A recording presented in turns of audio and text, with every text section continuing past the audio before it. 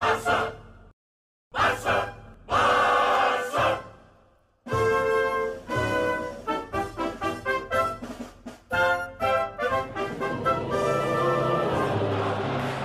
Hello, coolers. Welcome back to Viva Barca. Welcome to the home of everything Barcelona and welcome to the home of every Barcelona lover. Guys, in this episode today, we are going to be discussing on the latest as usual. We are going to start with how much money will Barcelona lose due to Europa League exit yesterday against Frankfurt. We are going to be looking at that as we move ahead. Secondly, talking about Luuk de Jong. Of course, previous reports have been saying how Barcelona hope to keep him. Barcelona has still to make a decision on that. Another report have just emerged claiming that Barcelona have no intention to keep the Dutch forward at the end of the season. We are going to be discussing on that as we progress. Then lastly, talking about some transfer news, it has been reported that Inter Milan are planning for a summer swap for Barcelona duo Memphis Depay and Miralem Pjanic. We are going to be discussing on that as we move ahead. So guys, as we get right into those stories in more detail, please endeavor to subscribe to the channel if you haven't subscribed. Give the video a like and make sure to watch the video right up to the very end. Barca, Barca, Barca. Eintracht Frankfurt produced one of the greatest upsets in the club's history when they knocked FC Barcelona out of the Europa League thanks to a 3-2 victory at the Camp Nou this midweek. It was a disappointing performance, no doubt, for Barca that lacked creativity for a large part of that game.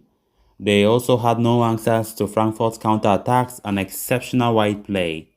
According to a report from Catalonia Radio, midweek loss to Frankfurt could be extremely consequential for the Barcelona side struggling with finances at the moment. The report projects Barca, could lose up to 15 million euros in potential revenue.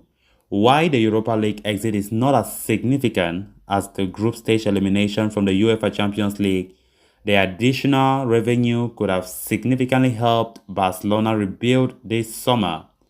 Qualification for the semi-final alone could have injected an additional 2.5 million euros for Barcelona, while playing in the final would have handed them a 4.6 million euro boost. Barcelona could have backed 4 million euros more as prize money for winning the UEFA Europa League. Triumphing in the converted competition could have not only provided them with a safety net for next season's Champions League, but also grant them participation in the UEFA Super Cup, which offers around 3.5 million euros in revenue and 1 million euros more for the winning team. It rounds up to a figure of around 15 million euros.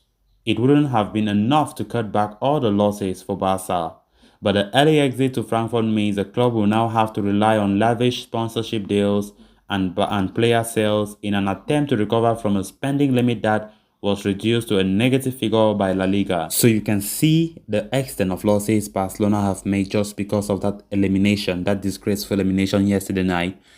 And of course, I very much think Laporta and the board themselves, they were counting on some of those revenues because the new Barcelona will go far to some extent. Of course, why not winning the Europa League because we were the clear favorite? But of course, that wasn't meant to be, judging by yesterday's poor performance. Of course, this revenue could have helped Barcelona a long way, in their transfer operations and many other activities. But that's not the case, and we just have to accept the fact that we are out. We were not good enough yesterday. Frankfurt were the better team by far, and that is just the bitter truth. Then on to the next story of discussion. Luuk de Jong's recent exploits in front of goal have earned him cult status at Camp Nou, with the forward recently starring in the win over Levante with a late goal. With 6 goals in 16 matches, with an average of a goal per 96 minutes, many believe de Jong has exceeded expectations at Barca, and in light of such success, multiple news outlets in Spain have recently claimed that the club are keen on extending his loan spell in the summer. However, a recent report from journalist Ferran Correas has refuted such claims, suggesting Barcelona have no intention to keep hold of the Dutchman beyond the summer. Formerly of Borussia Mönchengladbach, de Jong joined Barcelona last summer in a season-long deal. Correas argues the forward was brought in to offer depth in the midst of a dismal year, with the Catalans notably losing Lionel Messi in the summer. De Jong's relationship with the previous coach Ronald Koeman had also played a key role in facilitating the move from Sevilla. but the 31-year-old's future at Barca appears to be uncertain despite Xavi's satisfaction with his late cameos throughout the campaign so far. Luuk's loan deal expires at the end of the season. The journalists believe Barcelona will make no effort to extend his deal for another year. The club already have a surplus of forwards and do not wish to stack their goal-scoring unit amid reports linking Robert Lewandowski to a potential move to the Camp Nou. Even if Barcelona do wish to extend Luuk's contract, the operation could get trickier as the player's current deal at Sevilla expires at the end of next season.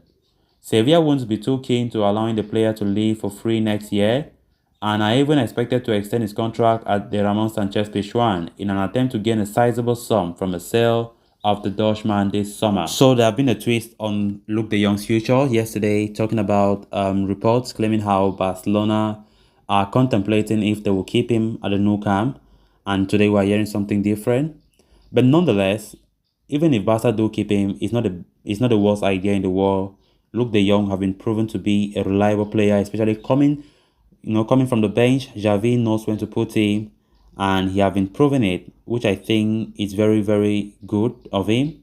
And I really love the way he's mature, the way he's professional. It's really amazing, and he does not care to complain. He knows very well that there are players in the lineup that are above him. And from the look of things, sometimes I see De Jong as that guy that he's very satisfied with the way he have been playing so far for Barca, despite the fact that, yes, he's not used so frequently, but when he comes, he delivers, and I think he's very content with that, which is very, very important. And he have been making great use of his, of his head. We have been seeing him dangerous on headers. When Koeman said it last time, people were laughing that Luuk de Jong is one of the most dangerous players when a ball is coming from a cross, and he have been proving it, especially in the dying embers of the game. Then on to the final story of discussion. Serie A giants Inter Milan have set their sights on Barcelona duo Miralem Pjanic and Memphis Depay in a bid to return to the pinnacle of Italian football.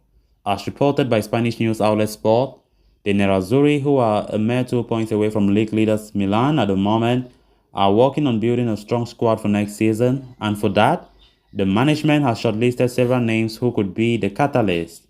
To begin with, former Arsenal and current Real Madrid midfielder Dani Ceballos is one of the top names on the list.